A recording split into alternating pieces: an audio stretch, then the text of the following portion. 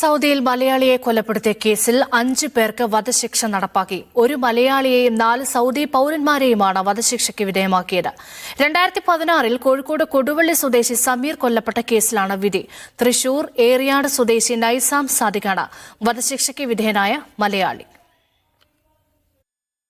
സൗദിയിലെ കിഴക്കൻ പ്രവിശ്യയെ ഞെട്ടിച്ച കൊലപാതക കേസിലാണ് 5 പേർക്ക് വധശിക്ഷ നടപ്പാക്കിയത്. കോഴിക്കോട് കൊടുവള്ളി മുക്കിലങ്ങാടി സ്വദേശി കൂടത്തിങ്ങൽ സമീറിനെ കൊന്ന് ബ്ലാങ്കറ്റിലാക്കി ഉപേക്ഷിച്ചെന്നായിരുന്നു കേസ്. സമീർ പണമിടപാട് നടത്തുന്ന ആളാണെന്ന് മനസ്സിലാക്കി കൊള്ളസംഘം തട്ടിക്കൊണ്ടു പോവുകയായിരുന്നു. സൗദി പൌരന്മാരായിരുന്നു ഈ 4 പേരുടെ കൊള്ളസംഘം. കൊടുവള്ളി സ്വദേശിയായ സമീറിനെ തട്ടിക്കൊണ്ടുപോകാൻ സഹായിച്ചെന്നായിരുന്നു തൃശൂർ ഏറിയാട് സ്വദേശി നൈസാം സാദിഖ് എന്ന നിസാമുദ്ദീനെതിരായ വകുപ്പ്. ഇവർ കൊള്ളസംഘം രൂപീകരിച്ചതായി അന്വേഷണ റിപ്പോർട്ടിലുണ്ടായിരുന്നു. തട്ടിക്കൊണ്ടുപോയ ശേഷം പണമില്ലെന്ന് മനസ്സിലാക്കിയതോടെ 3 ദിവസം ബന്ദിയാക്കി മർദ്ദിച്ചു. ഇതിനിടയിൽ മരിച്ചതോടെ മാലിന്യ ബോക്സിനരികെ ഉപേക്ഷിക്കുകയായിരുന്നു. ചെറിയ പെരുന്നാൾ ദിനം രാവിലെയായിരുന്നു ഇത്.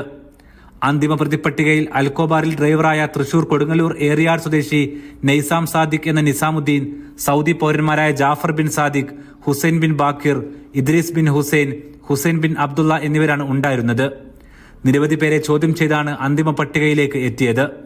ശരീരത്തിലെ മുറിവുകളും സാഹചര്യ തെളിവുകളും അനുസരിച്ച് കൊലപാതകമാണെന്ന് പോലീസ് കണ്ടെത്തി. ജുബൈൽ പോലീസിന്റെ അതിവേഗ അന്വേഷണമാണ് പ്രതികളെ കുടുക്കിയത്. 5 പേരുടെയും വധശിക്ഷ കിഴക്കൻ പ്രവിശ്യയിൽ ഇന്ന് നടപ്പാക്കി.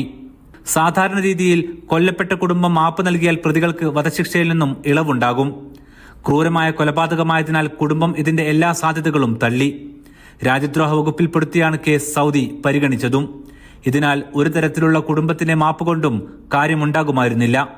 ഇസ്ലാമിക ശരീഅത്തിൽ നിരാലംബനും നിരായുധനും നിഷ്കളങ്കരുമായവരെ കൊല്ലുന്നതിന് മാപ്പില്ലെന്ന് വിധിയിൽ കോടതി വിശദീകരിച്ചു. രാജ്യത്തിന്റെയും വ്യക്തികളുടെയും സുരക്ഷ ഭേദിക്കുന്നവർക്ക് ഇതാകും വിധിയെന്നും കോടതി ഉത്തരവിൽ വ്യക്തമാക്കി. അഫ്തബ് റഹ്മാൻ, മീഡിയ 1, റിയാദ്.